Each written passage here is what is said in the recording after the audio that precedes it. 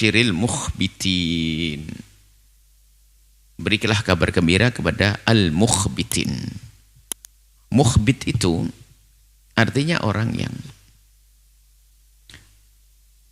tawadhu di saat dizalimi, tidak ingin membela. Ada hubungannya nanti dengan aslimu, menyerahkan kepada Allah. Jadi menyerahkan kepada Allah bukan dalam urusan ibadah saja. Ternyata di saat ada yang memperlakukan kepadanya dengan tidak benar dan tidak baik, dia pasrah kepada Allah. Sehingga menjadilah dia orang yang tampak mukhbitin, dengan penuh kesabaran, tidak akan membela diri di saat dizalimi. Maka ini pangkat tinggi, bahkan disanjung-sanjung dalam banyak ayat tentang orang-orang yang seperti ini. Wabasyiril mukhbitin, ini orang mukhbit. Kalau makna secara umum adalah orang yang tawadhu. Jadi tawadhu di sini tentu diarahkan tawadhu kepada Allah sesuai dengan makna aslimu. Serahkan dirimu kepada Allah, maka sesaat seseorang memasrahkan dirinya kepada Allah, maka menjadilah dia orang yang tawadhu kepada Allah Subhanahu wa taala. Akan tapi mukhbitin itu ternyata luas, maknanya bukan sekedar urusannya pasrah kepada Allah di dalam perintah ibadah dan seterusnya, keimanan dan seterusnya, akan tapi ternyata dia di saat berurusan dengan manusia lebih memasrahkan kepada Allah, bahkan di saat diperlakukan oleh orang lain dengan cara yang tidak benar, maka menjadilah dia orang mukhbit yang tampak sabar, tidak dendam. Bahkan disebutkan orang-orang ini adalah orang-orang bertakwa, orang-orang mulia. Seperti yang disebutkan di dalam Al-Quran juga tentang manusia disanjung, ahli surga adalah wal kadhiminal ghaidha, itu mukhbit itu situ. Wal kadhiminal ghaidha wal 'afina 'anil nasi wallahu yuhibbul muhsinin. Jadi mukhbit itu orang semacam itu. Kadhiminal ghaidha. Jadi beri kabar gembira orang mukhbitin. Orang mukhbitin yang di saat dizalimi ternyata dia dengan ketenangannya menyerahkan semuanya kepada Allah. Tidak ada reaksi-reaksi yang menunjukkan kalau dia adalah ingin membalas dan seterusnya. Tapi wal kadhiminal ghaidha, menahan amarahnya. Sebab amarah itu memang adanya di dalam hati.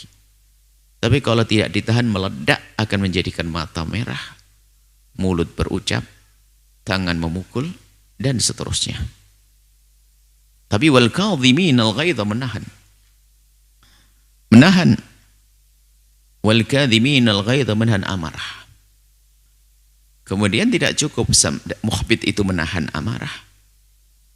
Wal 'afina 'anil nasi, kemudian berusaha bagaimana memberikan maaf kepada siapapun yang telah berbuat salah kepadanya. Urusan pribadi ya. Ini bicara tentang urusan pribadi, bukan urusan Allah. Kalau ada urusan hak Allah diganggu, hak Nabi Muhammad diganggu, kalau marah kita dungu. Syariat Nabi diganggu, ini pribadi, kita dicaci, kita diolok, kita dizalimi. Inilah. Dia menyerahkan kepada Allah, aku milik Allah, aku dizalimi. Dan dia yakin bahasanya di saat dizalimi ada kebaikan yang ia dapat. Seperti suatu ketika Imam Hasan Basri itu mendengar berita bahwasanya, ya Imam, ada orang mencacimu dan mengolokmu di sana. Oh ya, begitu. Karena kebetulan waktu itu musim kurma muda, rutop. Maka beliau mengambil nampan terbagus, diisi rutop terbagus, kirimkan kepadanya. Kok begitu Imam? Bagaimana aku tidak membalas kebaikan? Karena dia telah mengirim kepadaku kebaikan. Karena aku tahu orang yang mencaciku dan mengolokku telah memberikan kepadaku kebaikan. Bagaimana jika tidak aku balas dengan kebaikan? Ya, ini membalas kebaikan.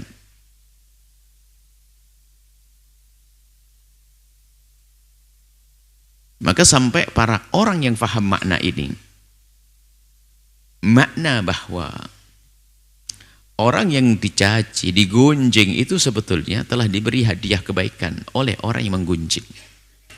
Sehingga perkataan di kalangan ahli khair, orang yang hatinya sudah tingkat tinggi itu terheran-heran Jika ada orang disakiti kok membalas dengan kejelekan.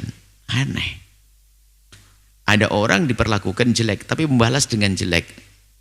Jadi bagi mereka adalah hal yang mengherankan. Kenapa?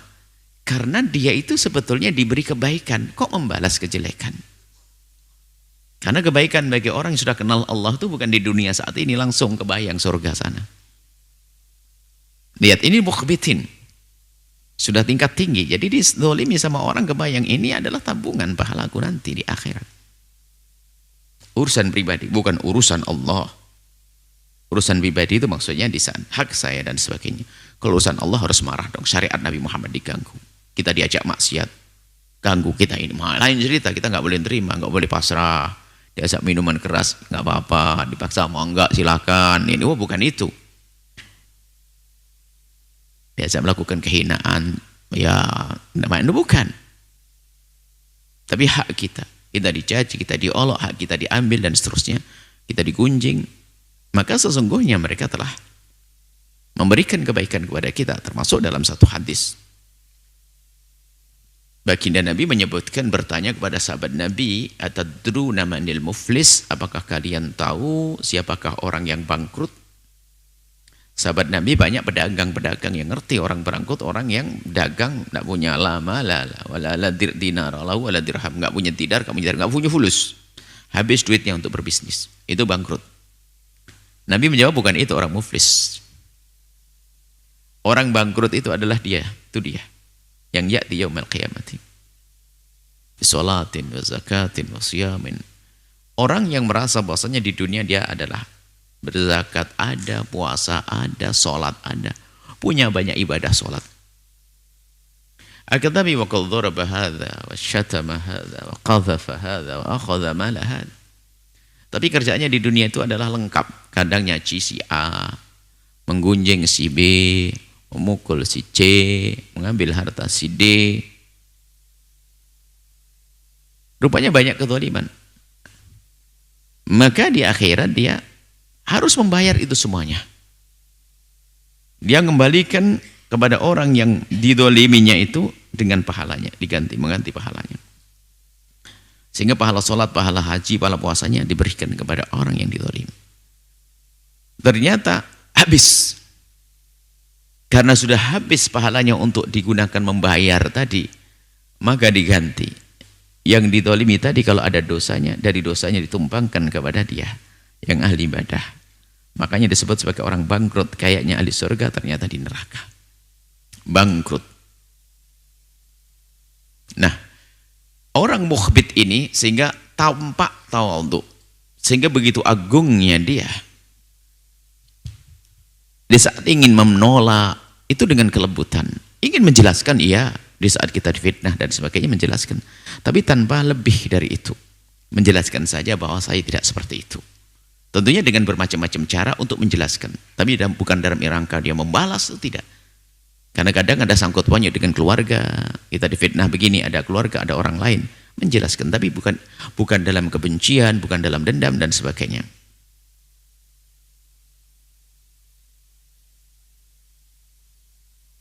Sehingga orang itu menjadi yang disebutkan di dalam Al-Quran, idfa billati hiya ahsan. Kalau kita ingin membalas orang yang berbuat zalim kepada kita, tentunya dengan cara yang baik, bahkan menaklukkan lawan tanpa peperangan itu adalah dengan perilaku baik dan maaf, kelepak-kelepak dia.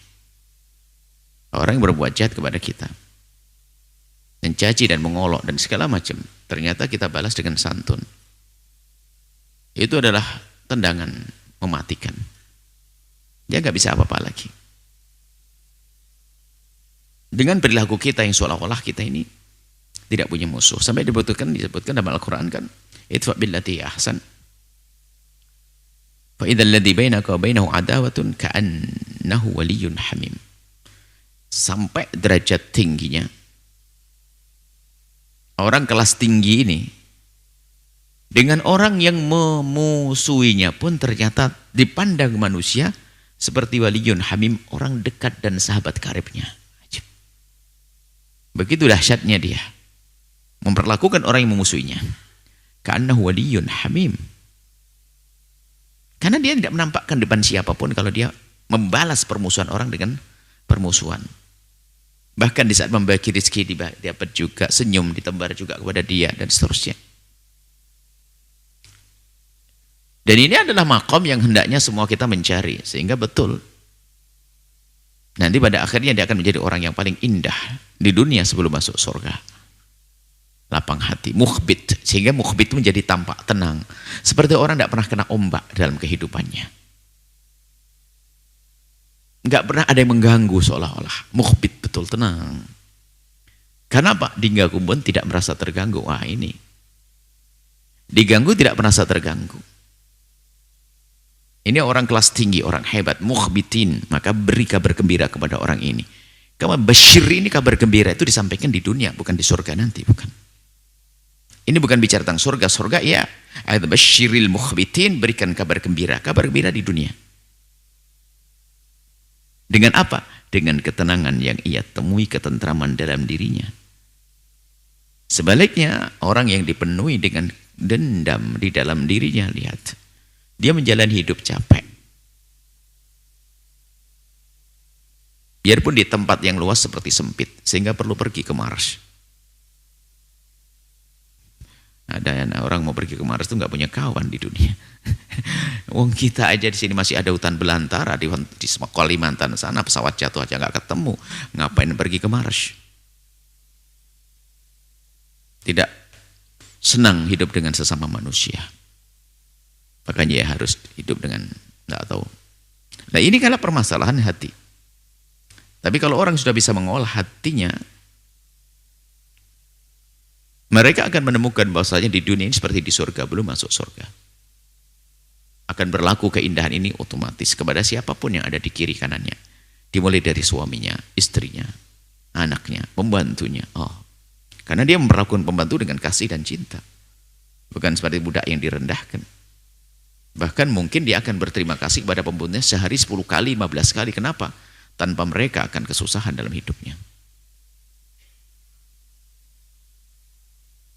Ada suami istri ini lihat dendam sama suaminya, kerjaannya marah dan sebagainya. Sama istrinya juga begitu, kalau tidak marah bukan dia. Apa itu? Kebodohan tingkat tinggi. Apa indahnya seperti itu? Keras kepala. Ya sudah begitu dengan keras kepalanya, dia tidak menyadari keras kepalanya.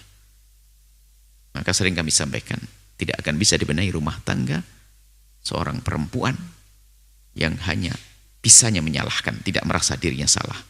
Seorang suami yang hanya bisa menyalahkan, tidak pernah merasa dirinya salah.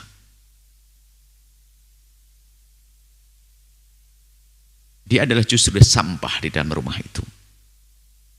Sehingga akan menjadikan anak-anaknya pun juga seperti dia nanti pada akhirnya. Punya cara hidup yang jelek, yang salah. Ada kehidupan-kehidupan semacam itu. Mana indahnya?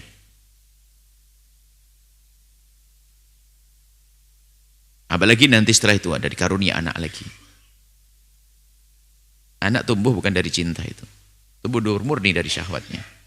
Dari kebutuhan-kebutuhannya. Mana keindahan di balik itu semuanya. Dengan saudara berebut waris. Padahal indah yang sesungguhnya adalah di saat kita bisa memberikan hadiah istimewa buat adik kita, kakak kita. Bukan di saat ulang tahun saja. Akan tapi mungkin di saat bangun rumah. Sepertiga aku tak bantu adikku, seperempat aku bantu adikku. Tapi tidak. Si hamba yang tersiksa di dunia itu adalah, lihat, dia berebut waris, tidak ada hentinya, tidak ada ujungnya, bermusuhan. Maka mukhbit ini luar biasa, mukhbitin. Orang yang tenang, tampak tenang di dalam hidupnya. Sehingga kalau ditanya ada orang ganggu kamu, tidak ada. Sementara orang melihatnya dia ganggu oleh siapa-siapa, boleh diganggu oleh orang banyak. Kenapa? Dia sudah kebal sehingga tidak pernah terganggu. Al-mukhbitin. Lah orang-orang seperti itu, lihat. Orang yang semacam itu ada tanda lain lagi. Alladzina idza dzukirallahu wajilat qulubuhum. Maka buahnya nanti lihat. Begitu mudah hatinya bergetar di saat disebut nama Allah, dekat kepada Allah. Karena ukurannya memang Allah. Dan dia menjadi mukhbit tidak bisa kecuali karena Allah. Bisa saja orang iya. Nanti ya. Saya nggak enak aja ada mertua saya. Nggak enak aja ada ininya. Nanti di luar tempat ini. Tapi kalau karena Allah, Allah melihat dia setiap saat. Bahasanya, engkau sabar. Engkau tabah. Engkau memaafkan. Allah. Alladzina dzikrullah wajilat qulubuhum. Yaitu inilah. Makanya kalau kita perhatikan mukhbit yang kita jelaskan panjang lebar tadi ini, lihat. Tentu dimulai dari kedekatannya kepada Allah. Di saat disebut nama Allah. Sehingga di saat marah pun ingin menguasai dirinya, maka marah pun akan tersingkirkan.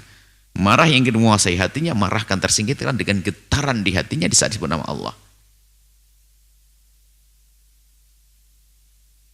Dengan berzikir luluh. Menjadi sejuk. Wasabirin, dan dia menjadi orang yang penuh dengan kesabaran. Alama asabahum, apa yang Allah timpakan kepada mereka dari jeleknya perilaku saudara, jeleknya perilaku pasangan, jeleknya perilaku teman. Bahkan tidak bersahabatnya alam dengan dia, adanya bencana dan sebagainya, tidak akan mengganggu dia. Dia tetap dalam ketenangannya, mukhbitin. Kesejukannya. Wal muqimis salati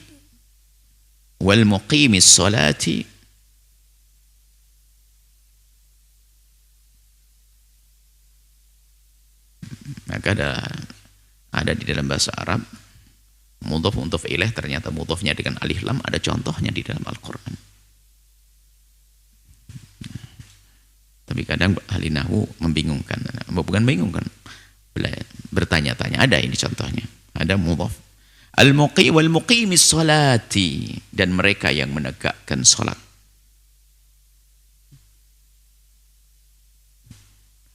Wal muqimis salati tentu ditandai dengan yang sudah disebutkan, termasuk di antaranya dia akan rajin menegakkan salat. Karena dia menemukan, dan seorang beriman hendaknya menemukan bahwa di dalam sholat yang ditegakkan itu adalah untuk menemukan ketenangan. Hiruk pikuk dunia akan ditinggalkan, lalu dia beralih kepada sholatnya. Dan itu yang dirasakan Nabi SAW. Nabi sering berkata kepada Bilal, ya Bilal, arihna bis sholati. Bilal, maksudnya kapan waktu sholat tiba? Aku pengen tenang dengan sholat. Apakah Nabi tidak tenang? Oh tidak. Di dalam sholat ketenangan, di atas ketenangannya orang yang tenang. Arihna bis sholati. Bikin aku senang, tenang. Kapan sholat tiba maksudnya? Jadi orang yang seperti ini akan rindu dengan ibadah sholat. Kapan sholat tiba? Bahkan di saat mendengar Allahu Akbar, Allahu Akbar, spontan dia mengucapkan alhamdulillah sudah tiba waktuku. Sehingga antara waktu sholat dengan waktu sholat terasa lama. Bukan seperti kita, sudah asar belum apa-apa. Sudah maghrib belum apa-apa. Ini berbeda sekali. Oke lah. Kita berusaha perlahan belajar. Wa mimma razaqnahum yunfiqun. Kemudian dari apa yang Allah karuniakan kepada mereka didermakan. Rezeki dari Allah banyak. Harta diantaranya yang paling tampak. Untuk bisa berbagi. Ternyata bukan itu saja. Ilmu berbagi. Tenaga kita bagi. Sehingga menjadilah dia orang yang ringan. Tangan dalam membantu. Cekatan membantu. Coba. Dari sifat-sifat yang disebutkan ini akan menjelaskan sifat mukhbit, tawadhu. Orang sombong itu nggak bisa membantu orang lain, susah. Mungkin dia adalah seorang direktur perusahaan raksasa. Melihat seorang bapak-bapak tua nyebrang susah, dia rela dengan sukarela turun dengan dasinya yang mengkilat itu, dia akan membonceng, nggak akan gengsi dia. Karena ingin berbagi kekuatannya, dia orang kuat untuk nyebrang.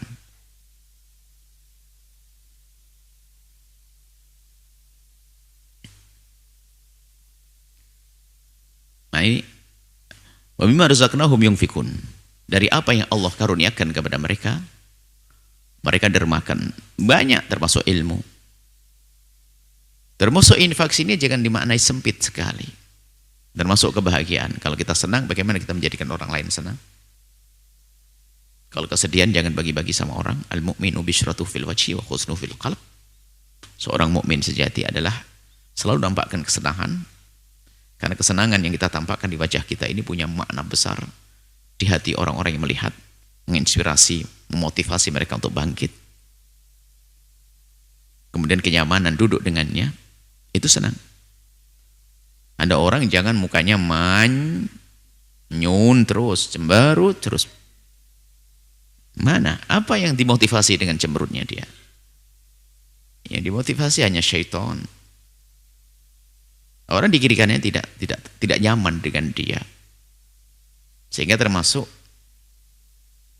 sifat yang menempel pada baginda Nabi itu orangnya basam. Tampak keceriaan di wajahnya. Sehingga ada salah satu hikmah yang kami hadirkan ya. Keceriaan wajah itu akan memotivasi orang, membalut luka dan seterusnya.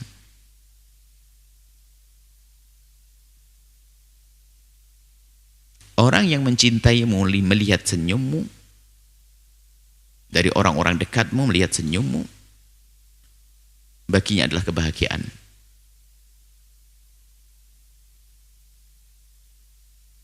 Dan orang yang membencimu melihat senyummu adalah yang membunuhnya.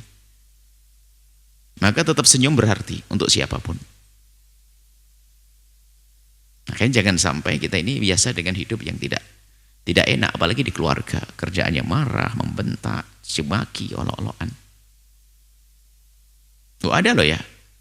Cuman ya jadi masalah hadir di sini tapi nggak sadar otaknya.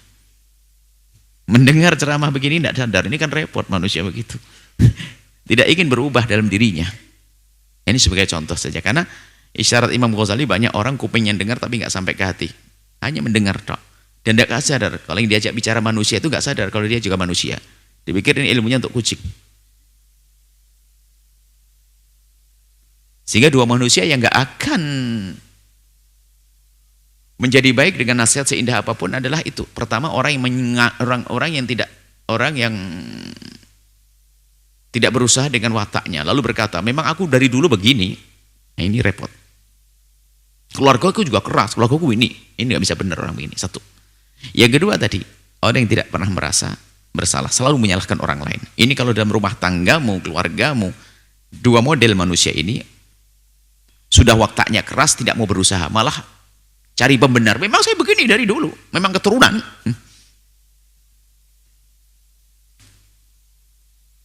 Keturunannya syaitan. Coba panas itu kan syaitan. Dia menyadari itu bahaya sekali. Makanya ini harus kita tegasi masalah ini. Nggak boleh menyerah karena hidupmu tidak indah. Yang kedua adalah apa-apa langsung nyalain pasangannya. Tidak pernah dia koreksi diri. Kalau sudah model begini tidak bisa dibenahi karena kebodohannya. Biarpun dia nanti menikah lagi dengan orang yang katanya dia membuat kerusakan. Dia dengan siapapun dia membuat kerusakan. Kan permasalahannya dia. Duri di mana-mana tetap jadi duri. Karena balon meletus. Karena kulit kita sakit. Nggak ada enaknya, nggak bagusnya. Duri. Maka jangan jadi duri. Dalam daging kehidupan keindahan. Jangan jadi duri. Ini kekotoran. Baik. Wa ma razaqnahum yunfikun, berbagi senang, bagi bahagia. Perlu berbagi. Termasuk bagi rizki. Nah itu pun lihat bagi seorang mukhbitin, memberi itu adalah kesenangan yang luar biasa. Alhamdulillah aku bisa bantu ya Allah. Ada orang butuh kepadanya, perlu. Bahkan orang itu adalah mungkin pernah punya masalah jelek dengan dia, pernah mencaci, mengolok dan sebagainya. Tapi saat ini punya hajat, sakit dia bingung, ya Allah ada duit enggak? Alhamdulillah ada duit, ada kesenangan. Keluar duit senang. Dahsyat atau tidak? Dia keluar duit senang, senangnya luar biasa. Allah. Tanya istrinya, ada lagi enggak, Ma? Ada tambahannya? Ya Masya Allah, Alhamdulillah. Ya Allah, sini, sini, sini, sini. Ajib. Dahsyat sekali. Itu loh mukhbitin. Mukhbitin. Semoga Allah menjadikan kita menjadi orang yang mukhbitin, yang mendapat bisyarah, kabar gembira dari Allah di dunia, dengan ketenangan, ketentraman, kebahagiaan, muqaddimah, kesenangan, ketentraman, dan kebahagiaan nanti di surga. Wallahu a'lam bissawab.